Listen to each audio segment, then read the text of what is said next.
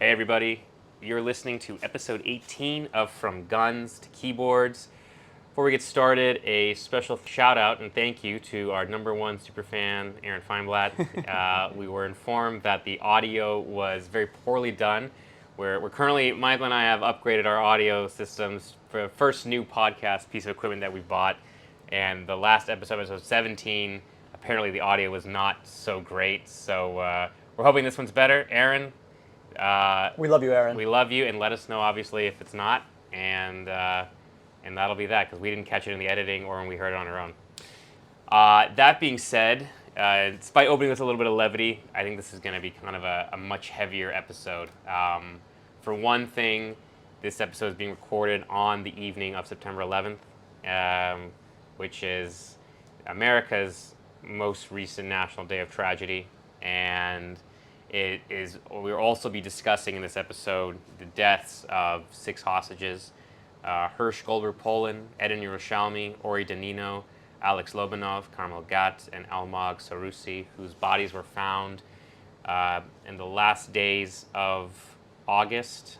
The news broke to most Israelis on September 1st that these 6 young, beautiful people had been executed shortly before soldiers were able to reach them. So we'll just dive right into that. Let's talk about that, Michael. What was that day like for you? Because that was a tough day. Yeah, the day started out where we started getting updates about 6 bodies or a certain number of bodies that were found in Gaza. All sorts of rumors were spreading on Facebook and other social media platforms as to the identities of the individuals that were found, and whether or not they were hostages or not, who they were. And before it came out officially, we were seeing on social media reference to the 6 specific names that you mentioned. And what we later discovered was not only were the rumors true and the 6 of them were executed, but they were executed something like 48 to 72 hours before the soldiers got to them. Probably because the Hamas terrorists that were responsible for these hostages realized that they were close to being found out and needed to move on to their next location, and decided to kill the hostages that they were held and move on from there. I think that that day was probably the most traumatic day in Israel since October 7th. Yeah, definitely. I think it brought back a lot of memories for people of October 7th. Most of these people, with the exception of Carmel Gat, they were all at the Nova Festival. They're all taken from there. Carmel was in her home in Kibbutz Be'eri, and for a lot of Israelis, it was a really it was a summation of some of their worst fears, because for a long time the government has been sort of peddling the line of only military pressure will ensure the release of the hostages, and there have been some successful rescues. I think in total the IDF has rescued 8 out of 240, whereas 100 were released back in November due to a hostage deal. And so you look at the math, you look at the numbers, and you say, okay, well, it seems like there's really only one way to get these people out. And with Hamas executing hostages as the IDF approaches them, now they're in these tunnels, and there's really only one way in and out for in a lot of these situations. They can't do like what they did several months ago, where Yamam was able to ambush a bunch of Hamas terrorists inside of an apartment building where there's multiple points of entry and exit, and get the hostages out safe and sound. This is a very narrow tunnel. The IDF released a video, I think it was today or yesterday, of the actual tunnel where they were being held. It's extremely small, to the point where you can't even really stand up fully. There's one entrance in and out. There's no ambushing there. There's no surprises there. Yeah. And so for a lot of people, they took to the streets and they protested. Did you go to the protest? Were you part of that? I went to the protest. I joined the national strike on that day. And I think that many of the protesters that I encountered largely felt that this was the ultimate sign of the government betraying them. And I think many Israelis really do look to the government as being the ultimate source of, at the end of the day, if God forbid any of us get taken captive in war or in some sort of other situation, we always look to the government as being the entity that will do whatever it possibly can to bring us home.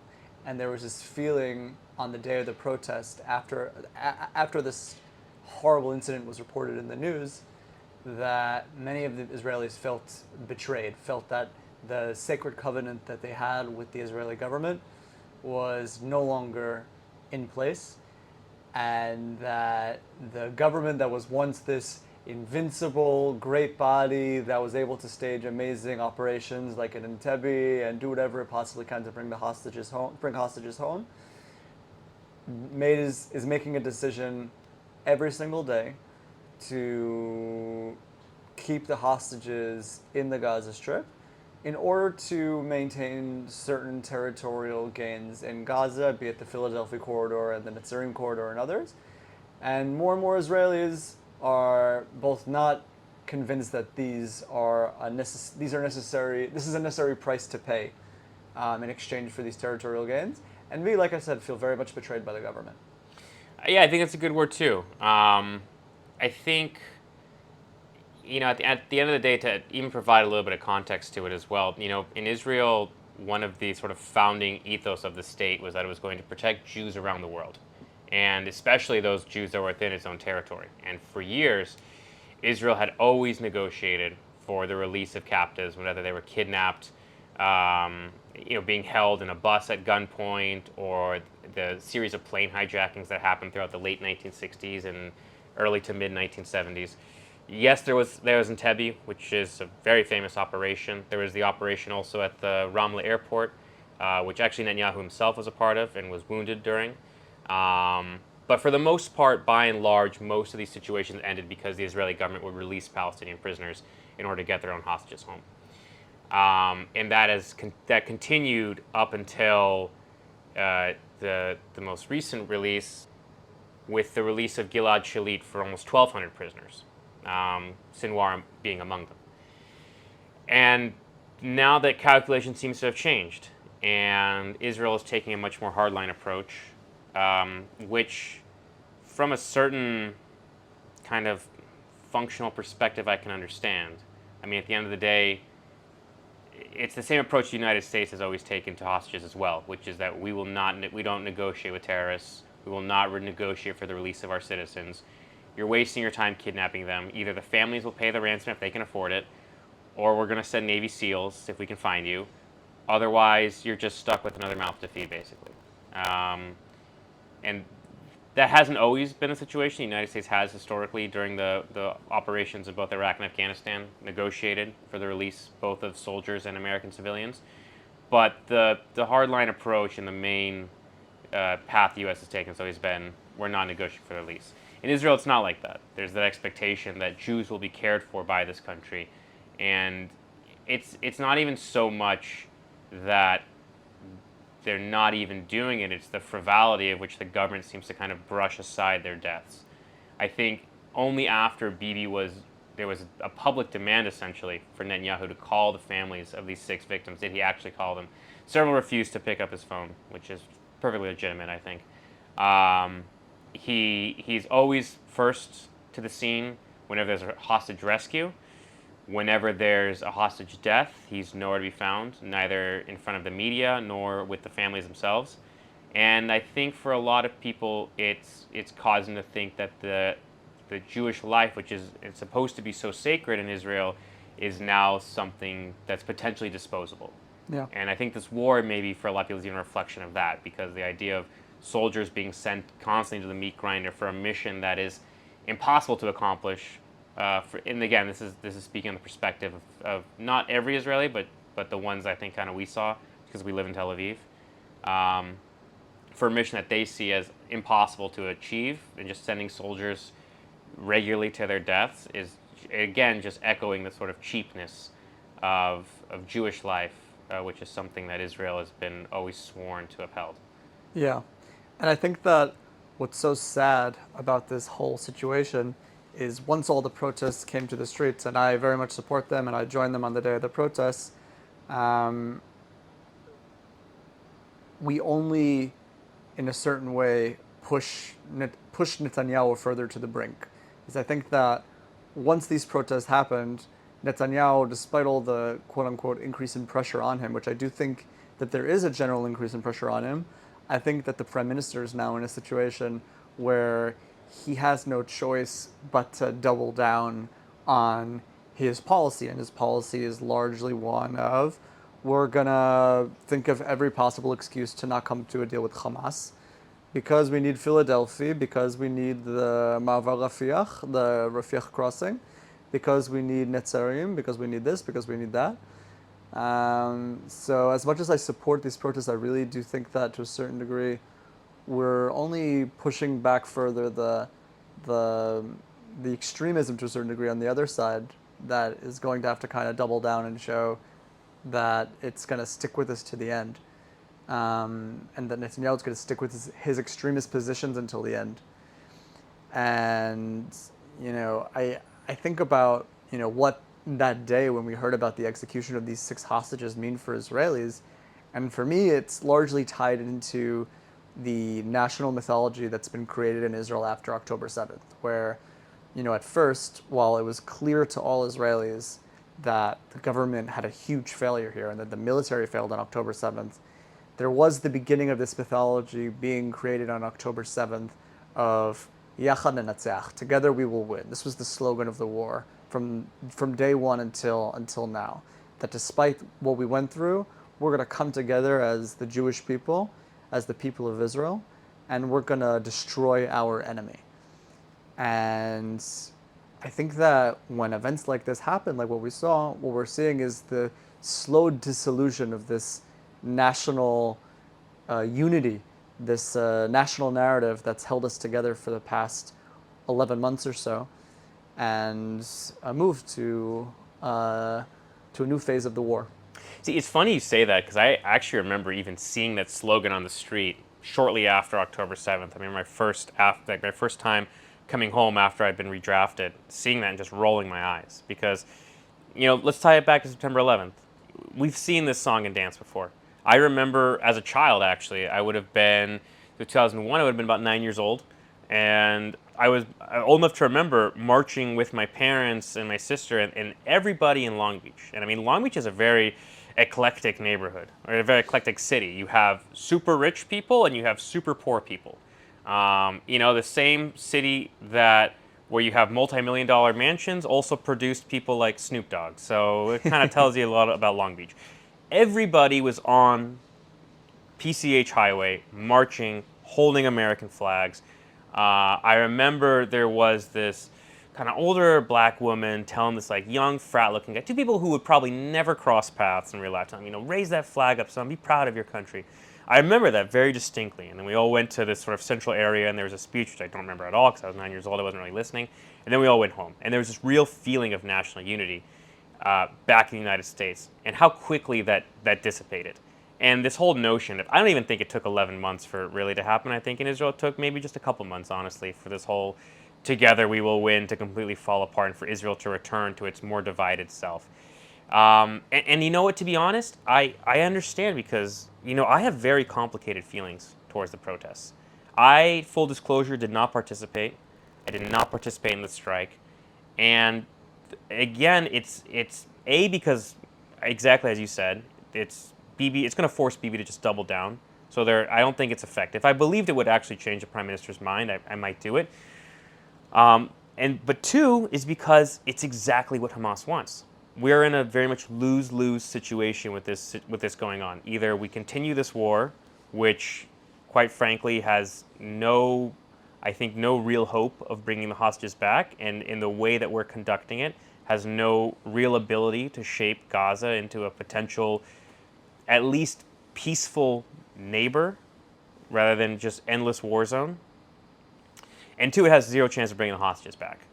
On the other hand, and we saw this, is that the current negotiations going on in Qatar and in Egypt, we've seen Hamas harden its positions, and they're demanding more and more top, high security prisoners for the release of a small number of hostages. And because they see the pressure happening in Israel. They see these protests. They see everything going on. And even if you go on like the Hamas propaganda channels, you see them posting videos of the protests, being like, "We did it, you guys. Look, this is great." And as evil and as cruel as it is to execute hostages, from a strategic standpoint, it makes all the sense in the world. And I hate saying that, but from Hamas's perspective, they're like, every time they get a hostage out, they double down on the war. But if we kill them, now suddenly there's more pressure for them to stop the war and give us what we want. So what's the logical solution to this problem? What's the logical course of action? So for me, I didn't go protest. And again, I feel like we're just in a lose-lose situation here, and Hamas knows it, and they likely could not be happier. And I completely blame, I was going to say the government and the IDF, but I don't even know who to blame. Because at the end of the day, I'm also angry. I also blame Israeli society, and I blame myself for trusting the IDF when I was in Milouim when they told us that Hamas just wants to be a government, and there's no one and everyone at fault here, in my opinion. Why do you blame Israeli society? That's an interesting area to focus on when you think about. So we've talked about it a million times that essentially the only way to really end this war is to provide the Palestinians with another alternative that we can actually make peace with. But most of Israeli society, and you hear it in the rhetoric, refers to the Gazans and Hamas at the very least as Nazis. And who can possibly make peace with Nazis?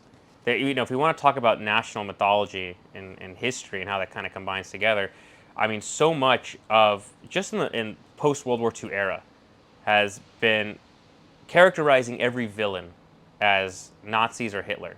Whether you're talking about Al-Qaeda, whether you're talking about Putin in Russia, whether you're talking about Hamas, it's always, that's the new Hitler, that's the new Nazis.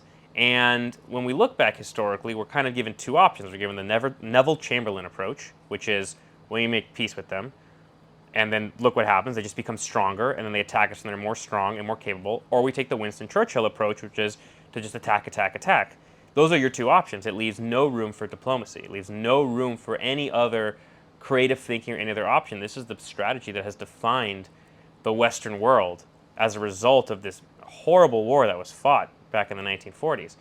And when you hear Israelis just talking about Hamas as Nazis or Palestinians as Nazis, then yeah, you can never make peace with Nazis.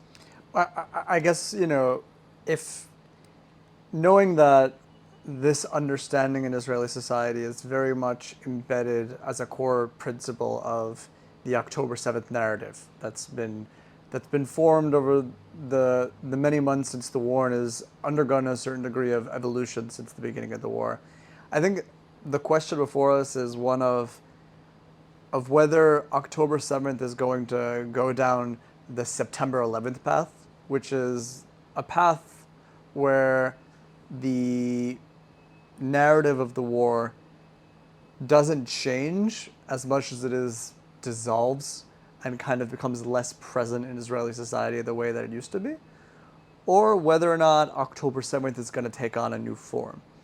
Meaning that unlike September 11th, where the narrative of September 11th that was created in American society of we need to spread democracy everywhere and anywhere in order to protect our freedoms has largely dissolved as being a part of this great national narrative. The question is, are we going to kind of experience a similar thing in Israel, or is that narrative going to morph? And if it morphs, how is that going to play out with regards to the core principles that you mentioned of Israeli society and viewing the Palestinian leadership as Nazis? So I think you kind of nailed it right there. First of all, I don't think October 7th itself as an event is going to really morph in any particular way. I think it will have dramatic downstream effects on Israeli society that will completely change how Israeli society functions and sees itself and how Israelis see themselves. We kind of talked about it a couple episodes ago, discussing the potential changes on Israeli society. I don't think we really talk about Israeli self-perception. That's a very different question. This idea of perhaps going towards a more American route of I mean, you can almost consider it as human sacrifice. This idea that, yeah, we're in this kind of war, and everyone here is a potential sacrifice, whether or not you're a soldier or whether or not you're just a civilian that gets kidnapped. But you, by living here, are making the choice of putting yourself on the sacrificial altar and being a martyr for the sake of Israel, which is a path that the Palestinians have largely taken themselves. That's kind of, I think, of a lot of Palestinian self-perception is that, at least hardline Palestinian self-perception. But I mean, when we talk about October 7th as an event, I think it's going to go in the dustbin of history just like 9/11 did, and just like the Yom Kippur did, the Yom Kippur War did. The fact that this happened on the day after the anniversary of the Yom Kippur attack, that attack, this is a war that lasted 3 months, and the result in the deaths of almost 3,000 soldiers in the course of, 3 weeks. Excuse me, not 3 months, 3 weeks. Result in the death of almost 1,000 soldiers a week during that war. This is in a society of about 2 million Jews. So when you extrapolate the percentage of that, I mean, that's more than 0.15% of Jewish people, men mostly, were killed in 3 weeks. If we want to extrapolate that to the United States, what is that? That's something like, you have 300 million people. That's something like 300,000 Americans dying in 3 weeks. That's insane. That's the number of soldiers that died in the U.S. in World War II. More than that, even. And at this point, that event was largely forgotten. There's no Yom Kippur memorial. Yes, there's a sort of like, oh, by the way, the Yom Kippur War happened on this day. That's sort of like, hey, do you guys remember? Kind of like how we celebrate 9/11. There's no 9/11 didn't take a mythological standpoint in the United States in the sense that like on 9/11 every American does X, Y, and Z in the way that like July 4th does. July 4th still has a sort of mythological aspect in American society where every July 4th everybody knows it's barbecues and fireworks, and you wear your American flag apparel, and there's an expectation of behavior on that day. That's obviously it's very celebratory and revelous. It's not necessarily a day of mourning. If we want to look at a day of mourning, we might look at Yom Ha'atzmaut. Yom HaShoah in Israel, the Holocaust Memorial Day, where a siren goes for a minute and everybody stops and steps out of, either if you're driving, you stop your car, you step out of the car, doesn't matter if you're on the highway, doesn't matter where you are, doesn't matter if you're in the office, doesn't matter if you're at home, unless you're a doctor in the middle of surgery, everybody stops and is silent and still and solemn for that minute while the siren is blaring. There's a mythological aspect of that in Israeli society. I don't think October 7th will ever have that, but yes, obviously there's going to be, and there already are, huge downstream effects of the way Israeli society will be shaped, how Israeli politics will be played. We can. I encourage everyone, if you're more curious, dive into, I think, episode 14 or 15, where we ask the question: is Israel going to be okay? Yeah, and doesn't all this just make you think, or remind us of how much the media is really just feeding us bullshit on a daily basis? How do you mean? Because after every major event, whether it's the wars that you mentioned, I think you mentioned it quite well when you talked about the Yom Kippur War, or October 7th, or September 11th, or even other major global events that aren't conflicts. Take, for example, COVID-19. The media presents it as this grand event that we will never turn back from. We will change in a way that will remarkably morph our day-to-day. We will reach some sort of point of no return. We will be different the day before COVID versus the day after COVID, the day before October 7th versus the day after October 7th.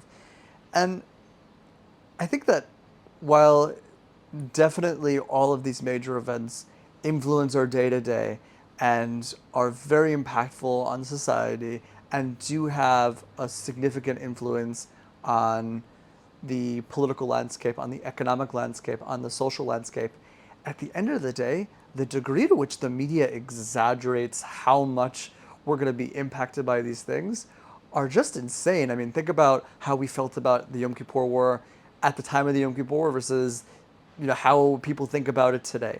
Think about COVID-19, where at the time people were talking about how we're never going to go back to working in the office and we're never going to work the same way that we worked before COVID-19. And now most of the people I know are already back in the office at least 4 days a week, if not 5. And have gone back to that routine. Think about 9/11, where we all said we're going to come together as Americans and fight for our freedom and spread democracy everywhere, and I it's kind of don't. gone. I totally hear what you're saying. I don't think it's that they're feeding us bullshit so much. I think it's in the moment when you're in the middle of these events, and we both have lived through 3 of the 4 events that you mentioned. In the moment, it does feel like it's going to be life changing and earth shattering.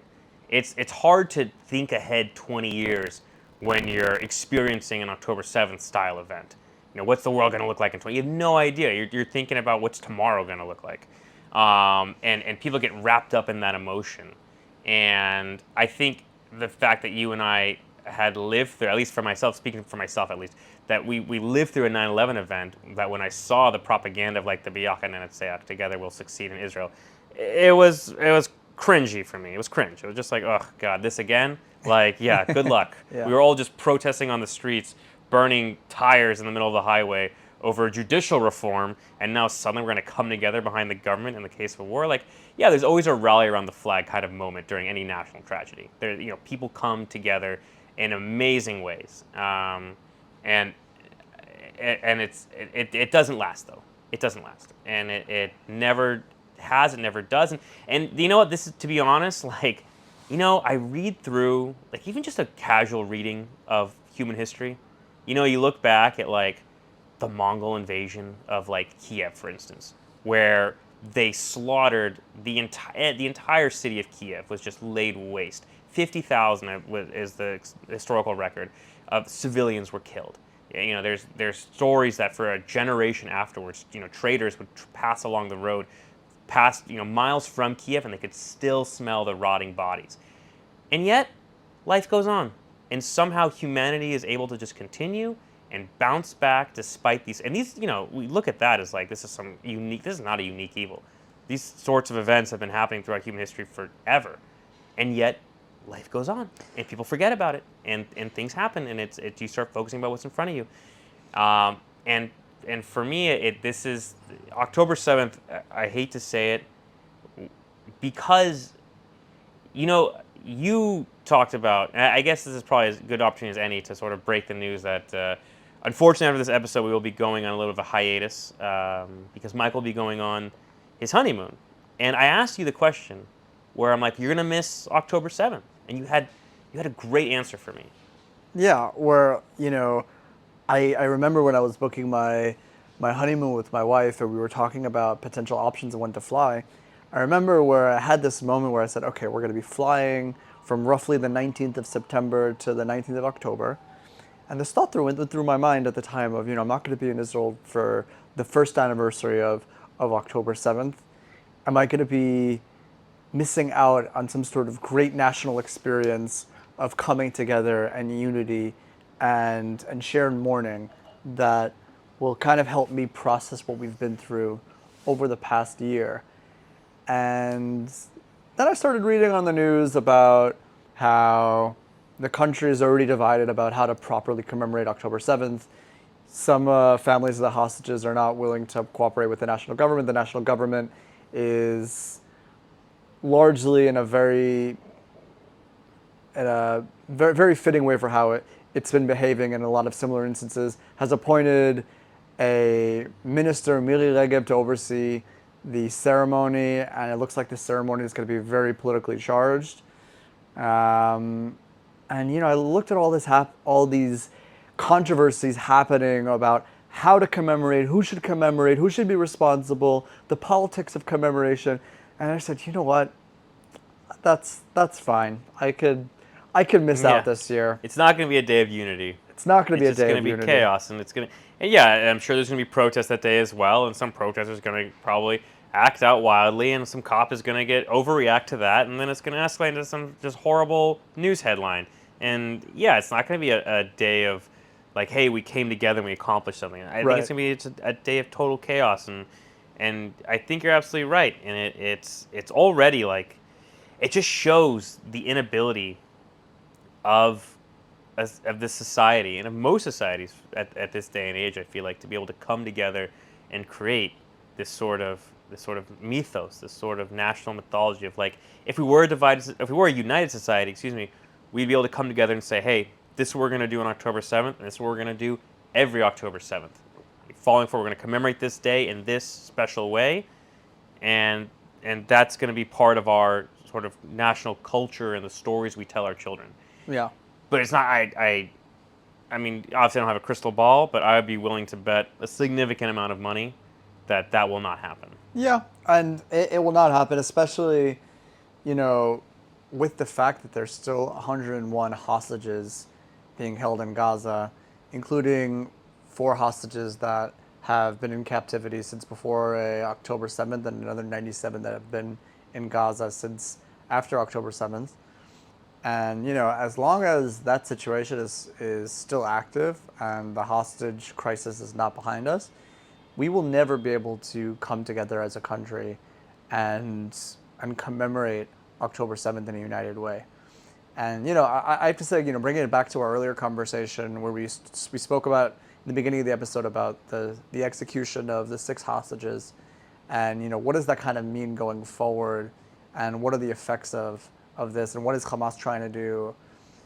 And you know, I have to say that at first, when I thought about the war, I had a more of a hardline position on negotiations with Hamas, where you know, I looked at this whole situation and said, we obviously should be open to a deal with Hamas. We should try to release the hostages in exchange for giving Hamas some concessions for its demands, but we should only do so if we're not significantly impacting Israeli security, meaning that we should be tough on the concessions that we're willing to give Hamas.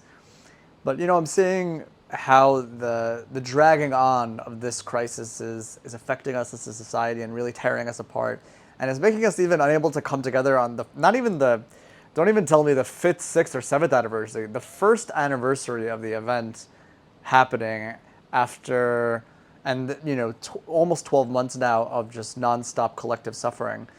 And you know, it just kind of brings me to the conclusion that we, as much as my you know, more cold-cutted calculation part of me doesn't want to go negotiate with terrorists and wants to stick it out to the end, I kind of think that we as a society don't have a choice anymore, and we kind of just have to give Hamas the win and kind of just recognize that, at least when it comes to these hostages, it would be a major win for Hamas to release the hostages and in exchange give the territorial concessions that Hamas is looking for and the slowdown in the war that Hamas is looking for. But maybe we have so much more to lose than Hamas does that we have no choice but to give them this win. Yeah, I think that's actually extremely well said. I mean, I also look there when you talk about like the territorial concessions, like the Philadelphia corridor. I mean, that has now become the sort of beating drum of the Netanyahu administration, saying that we can't give up Philadelphia, can't give up Philadelphia. And look, I understand the argument. Obviously, there's a lot of weapons smuggling that happens throughout Egypt. Al-Sisi's son, who is the president of Egypt, is implicated in some of that smuggling. So this goes all the way up to the highest echelons of the government, getting kickbacks from selling weapons and material to Hamas. That being said, where was Philadelphia 18 years ago? And for that matter, where was Rafiah at the beginning of this war? Remember, I think we discussed it during the summer. Why is Bibi dragging his feet on Rafiah? Right. It was in June or July, and he took his sweet time getting in there. And now suddenly that it happened, now suddenly we just can't leave. Right. And the IDF is saying, look, we can absolutely go back in with minimal casualties, essentially. I mean, again, it kind of goes back to, if we go back in time 3-4 months ago, where they were saying, oh, an invasion of Rafah is going to result in mass Palestinian casualties and mass IDF casualties. And at the end of the day, none of that happened. It was completely overblown. But for whatever reason, Netanyahu just cannot let go of that corridor. Yeah. And look, I get it. Nobody in Israel at least, wants to see the release of hundreds of Palestinian convicted murderers in exchange for hostages, or just in general. But at the end of the day, you're right. There's only one. I think we can't win this war in the way we're fighting it, but we can at least have that sort of moral win of getting our people back.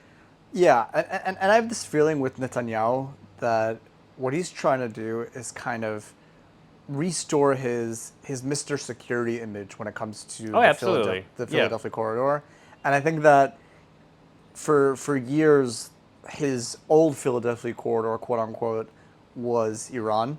Iran was the Philadelphia corridor of most of Netanyahu's career, where the entire world was pressing for a diplomatic deal with Iran in order to bring an end to its nuclear program in a peaceful way.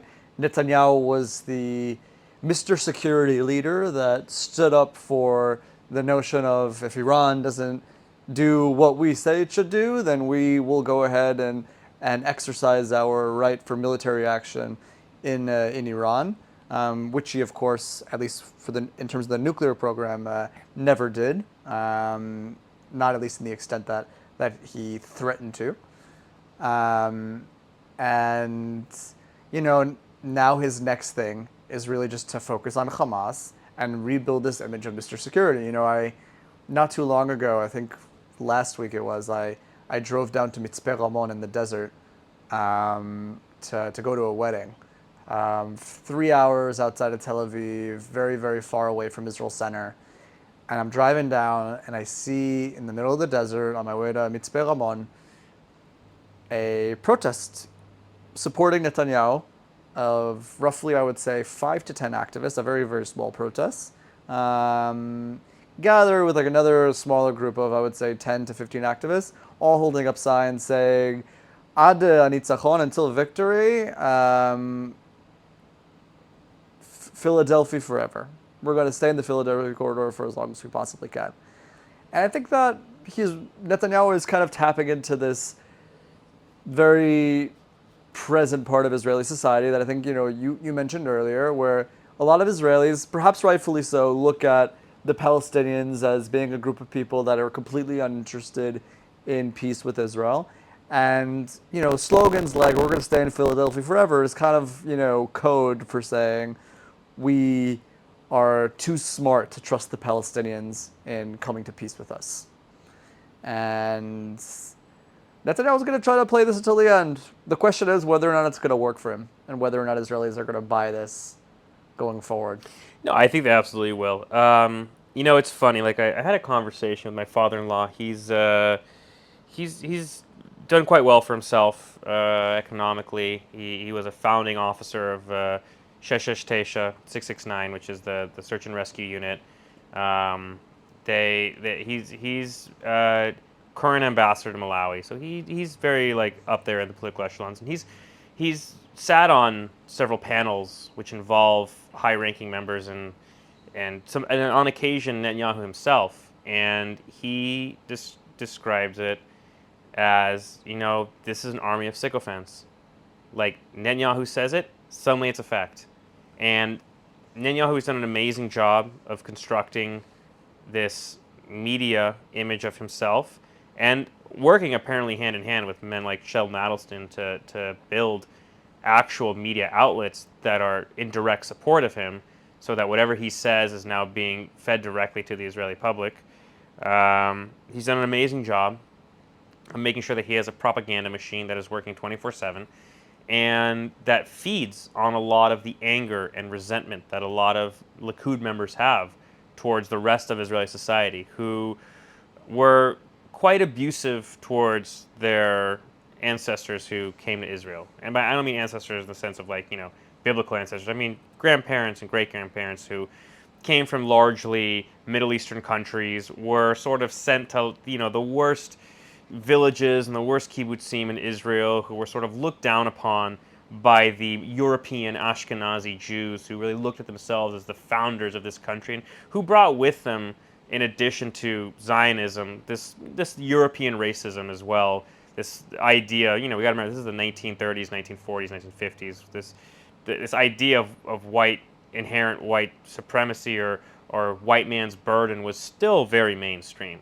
And so when you have these sort of Arab-looking people, they speak Arabic, they're loud, they're crass, they're not as put together as a European.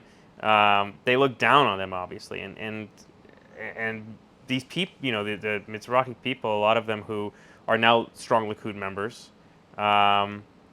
many of them sacrificed their lives or risked their lives because they spoke Arabic, because they understood Arab culture. They were able to do things like go undercover inside of Palestinian society to gather information or to kidnap high-value targets, helping to build the spy agencies to work and recruit double agents and things like that. Many of them risked their lives, often working alone. Many of them died, and all the men at least fought in the army.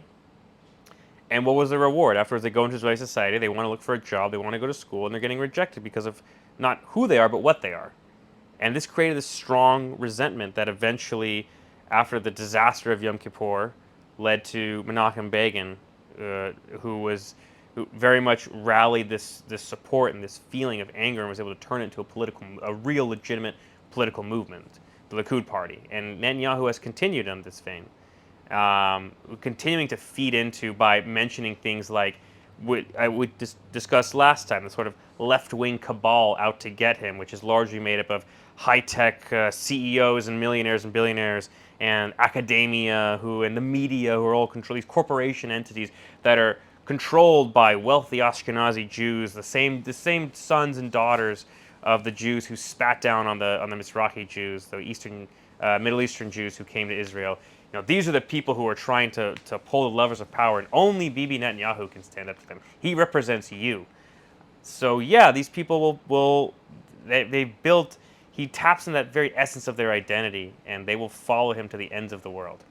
Only the epitome of the cigar-smoking Ashkenazi elite, only Netanyahu himself can somehow manage. The irony is so thick, it's ridiculous. Yes, you're absolutely right. The guy on trial for accepting bribes of high-end champagne and cigars, who owns 3 homes in Israel, who is about as Ashkenazi as it gets, is somehow the face of this angry movement, this angry, resentful movement of largely Mizrahi, Middle Eastern heritage Jews in Israel. Yeah. It's would be funny if it wasn't so sad. I think, Bibi's 2 greatest political assets are, number 1, his charisma, and number 2, his great luck in the fact that he wasn't born with the name Benjamin Weinstein or Benjamin Goldstein. He was born with the name Benjamin Netanyahu. Yeah, wow. Which gave him the perfect marketing twist to kind of let people forget that he is not Benjamin Netanyahu from Morocco. He's not Benjamin Netanyahu from Yemen. He's not Benjamin Netanyahu from Iraq. He's Benjamin Netanyahu from, to the best of my memory, grew up in Pennsylvania much of his life and in the United States much of his life. Moved to Israel and back and forth with his very elite, highly connected family. His father was actually a very highly respected academic and author. And yeah, he would lecture at the University of Pennsylvania. You're absolutely right about that. So Bibi and his siblings would go with them. They spent a couple years of high school there, a couple years of middle school. That's why his English is so great. And then he later went to study at MIT and got a degree in economics from there and was going to go work at a large firm.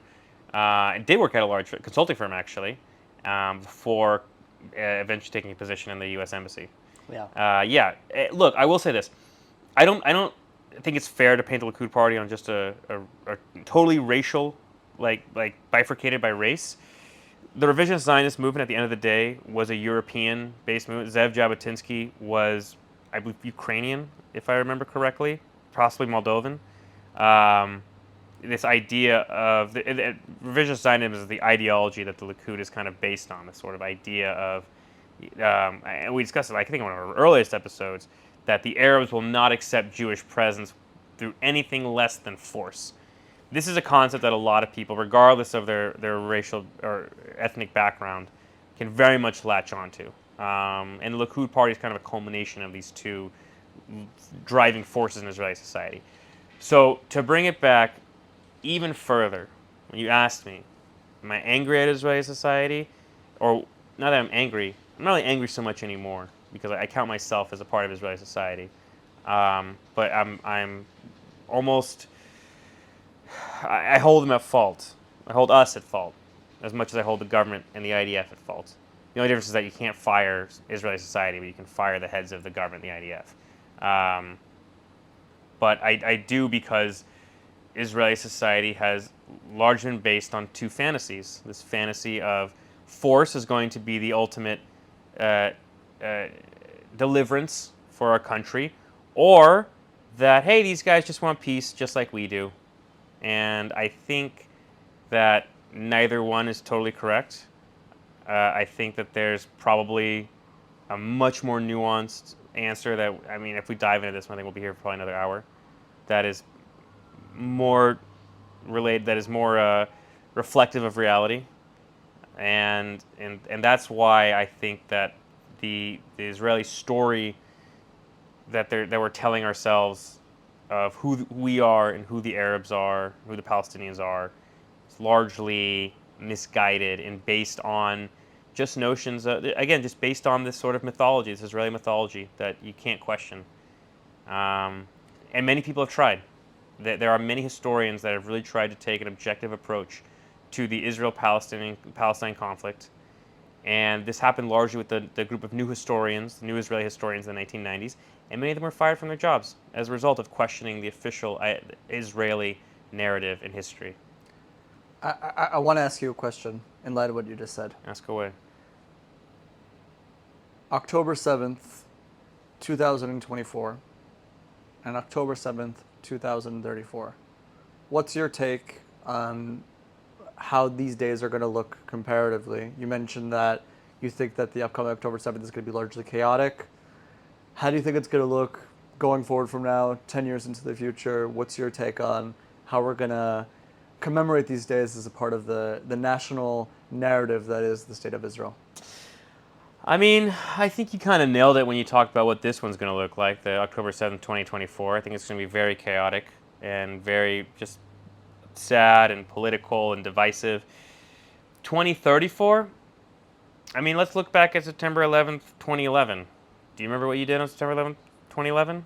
I know we were I think we were in college at that point, so we had bigger concerns like getting drunk and everything. I have a fuzzy memory of someone discussing it being the anniversary of September 11th, and I remember seeing it something on the news, but that's the best of my Yeah, of I my think that's memory exactly of what it. it's going to be. I think it's going to be probably a couple newsreels,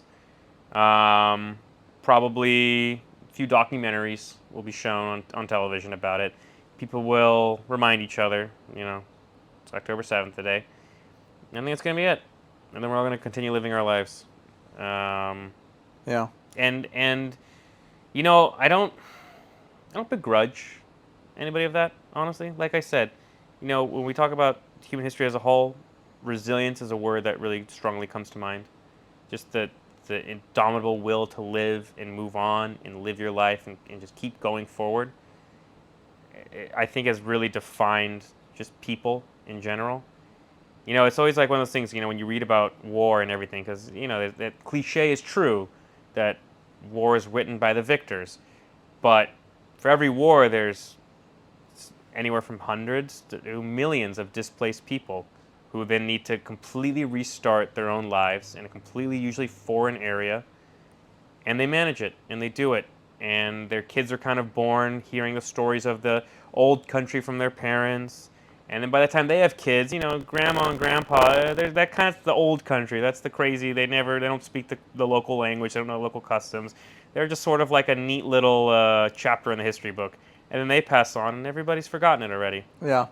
It's funny that you mentioned that. I want to tie it into what you mentioned earlier about the Mongolian invasion of Kiev, where I would imagine that it's fair to say that going back through the hundreds upon thousands of years of human history, that when humans were called to the flag to fight for their country, their nation state, their emperor, their king, whatever it was, at the time, they thought that this was the most meaningful, significant event that they ever experienced. And for them, it was the greatest honor to be on the battlefield and go ahead and be a part of realizing this national narrative. And I think about how people felt at the time when all these major events were happening, whether it be in ancient Israel, in Europe, in what would later become the United States, throughout the world. And I think about how people felt at the time against the fact of the many millions of people that have been killed and largely forgotten as kind of side notes of history or statistics of history. And it kind of makes me think to a certain degree, we're so deep into these major collective narratives, just like we were so deep into September 11th, and now we're so deep into this evolving narrative of what October 7th is and how it's going to affect us. And you know, when the history books read about us, are they gonna care about us just as much as we care about those guys? Because if they read about us the way that we read about history, we might just go ahead and be another statistic that is being read about. Well, that's kind of the great thing about history, though, is that one of the things that makes it so available and interesting to study is because as time goes on, you can study it in a more objective way, and you can ask a lot of questions that at the time you weren't allowed to ask. So, for instance, like one thing that's really been taken into a new light is the interwar period between World War One and World War Two. The narrative has always been that Germany was the villains, that despite losing World War One, they were angry at the world and they wanted another war and they wanted to regain that sense of honor and come back and show the world that Germany was the top dominant empire in Europe. And looking back now, where with as time has gone on, now we're 100 years past that, and a lot of historians have kind of looked back and they're openly talking about, well, hey, we look at the 1920s in the 1930s in Germany. First of all, there was a massive depression, mass inflation. People were spending millions of Deutschmarks just to get bread, in addition to the fact that the Allies were really making truly unreasonable demands out of the Germans, and really grinding them down, and really ensuring that like they would have no other choice but to try and fight their way out of these sanctions one or another, or else just risk national catastrophe. And the fact that we can have that discussion now, I mean, it makes me wonder what other discussions we're going to have as we move deeper into the World War II, as we get further and further from like World War II, or from the sort of the era of the 1960s and 1970s, and what other kind of discussions and things we can have. But but yeah, I think when we start to look back, to tie it back to October 7th, yeah, we're going to be able to ask each other a lot of questions, or at least our children or our grandchildren will be able to ask each other a lot of questions about what happened. And hopefully the results, the answers that come from these questions will allow us to come to some sort of solution to this reoccurring problem of just mass tragedy and retaliation, because that's been the story of Israel and Palestine since its founding. What you're saying, I think, is actually quite, even though you're discussing tragedy, it's actually quite optimistic, because you're looking at the potential for asking critical questions, where even if the questions are hard and we're talking about tragedy, there is something quite optimistic about the future that you're painting, where we're at least together enough as a collective to ask these tough questions, be it as Israelis, be it as citizens of the world. My biggest fear is that we won't even be asking these questions. And it's not out of a place of not caring or not wanting to, maybe out of a place of just pure blissful ignorance. We compared October 7th a little bit to 9/11.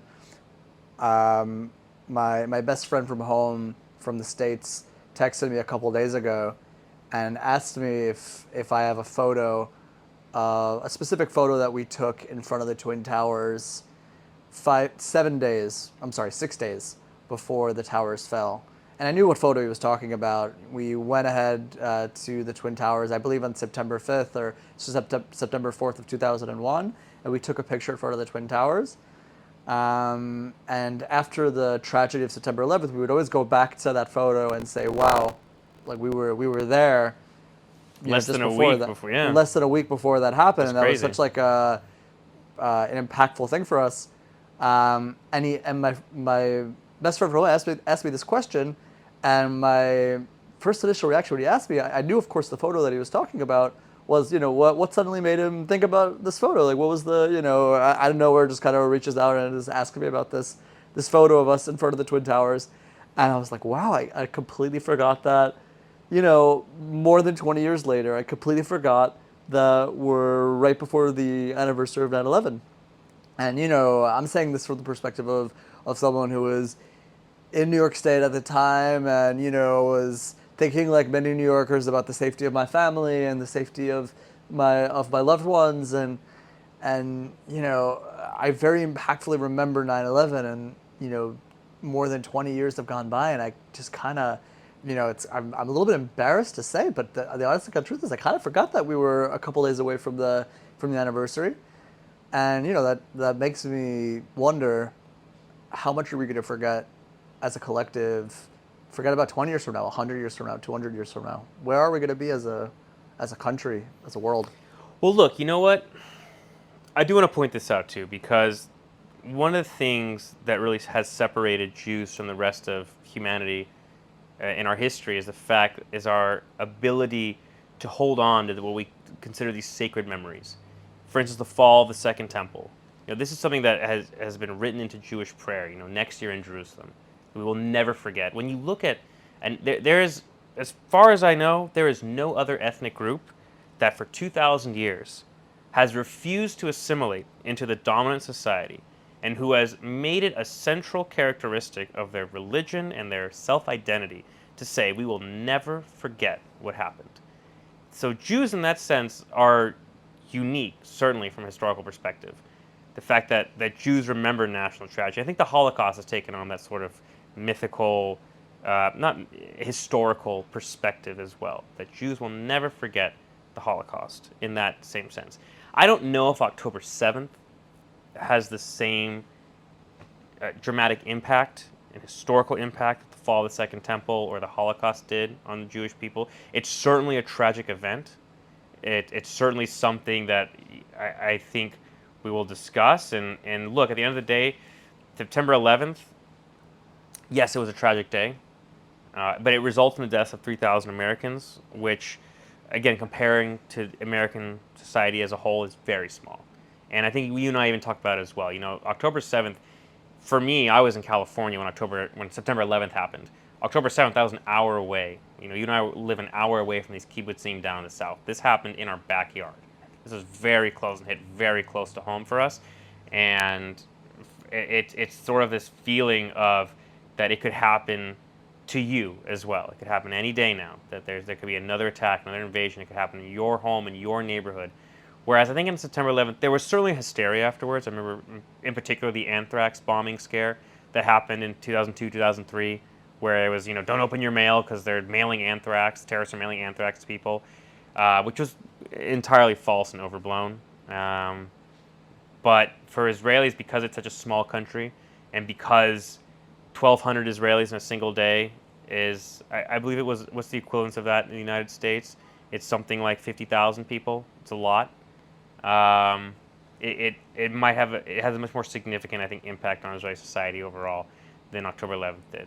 And again, I know that kind of runs counter to everything I've said up until this point, but it is worth remembering, at least from that sense, to take that cultural account that cultural perspective into account as well, and to say that for Jews, for better or worse, and oftentimes I think for worse, one of our central core identifying themes is don't forget what they did to us. Yeah. So on the one hand, I want to believe that we'll be able to ask objective questions and get objective answers that will allow us to go to a more peaceful future.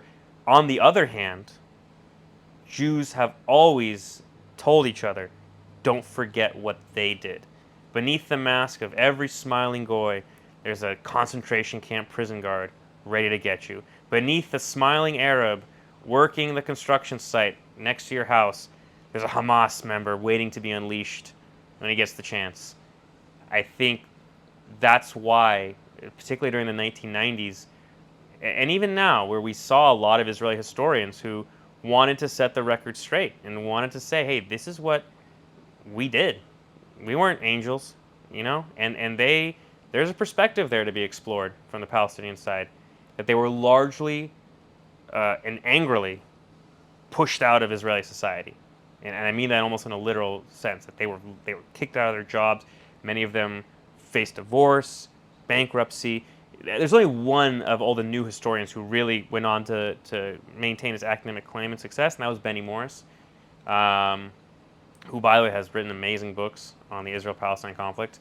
But for the large part, the rest were kind of largely removed from society because they broke the cardinal sin of any society, which is they questioned its founding mythology. Yeah. And so I don't know. It's a lot of kind of contradicting, I feel like, Yeah. opinions on this one. I think that I'd like to hope that as we kind of go on and move forward, the more rational voices will be the loudest and will help to shape the destiny of this country. But that's far from certain. You know, and everything that you said now, you gave me a great idea for something that we have to touch about in another episode of another episode that we'll do for this podcast, because it is a full at least hour conversation, which is how can we explain the collective memory of the Jewish people, which I think you've hit the nail on the head on about the real collective the long-term memory of the Jewish people when it comes to tragedy. How can we explain the dissonance between the way in which the Jewish people remember tragedy in such a specific way, and to the degree of talking about next year in Jerusalem and the destruction of the Second Temple and mythology going back hundreds upon hundreds of years? How do we remember tragedy so well over the course of so many years of existence, yet somehow we're so bad at having multi-year strategy going back, thinking about where we came from and where we need to be 100 years, 200 years, 300 years going forward? How are we so great at remembering tragedy and so awful about bringing together a collective strategic vision of where the country needs to go, both militarily, economically, and socially? I don't know. Definitely a topic that we ought to touch on in one of our future episodes. We can maybe marinate on for the next month while you're on your honeymoon. I mean, to sum it up, we're kind of like the dog that caught the car. It's like we got the country. Now what do we do? Yeah. Well, so I guess we'll wrap it up. And everyone, thank you for listening. From Guns to Keyboards, we'll be on a 1-month hiatus, a little bit longer, probably like a 5-week hiatus, while Michael has a very well-deserved honeymoon. And Amen. And safe travels. Very much enjoy. You're going to South America, right? Going to South America. I'm flying first to my sister's wedding in New York. My sister's getting married. Mazal tov. Congratulations. Toda, thank you. So I'm going to see my sister get married in New York. Then from there, my wife and I are going to fly to visit my grandparents in Florida. And from there, start our honeymoon in Colombia and the Dominican Republic. Terrific. All right. That'd be amazing. I mean, it also falls on the Jewish holidays as well. So we'll be taking that time off, and you'll be especially enjoying. My mother's actually going to come visit for the first 2 weeks of October as well. Oh. So I'm excited for her to see Cole. We actually might do a little traveling ourselves. You kind of inspired me. We thought about going to Athens. But the only flights that we can get are during October, like that period. On that exact yeah, time frame of exactly. October 7th. I wasn't really anticipating doing that, but after talking to you, I'm thinking, you know what? It might be a good idea to not be here during that day, and to actually have a nice day, just celebrating life. Yeah. Anyway, everybody, thank you for listening. Have a great next month and a half. Great holidays if you're celebrating, and we'll speak to you all as soon as we can. Be well. Speak to you soon.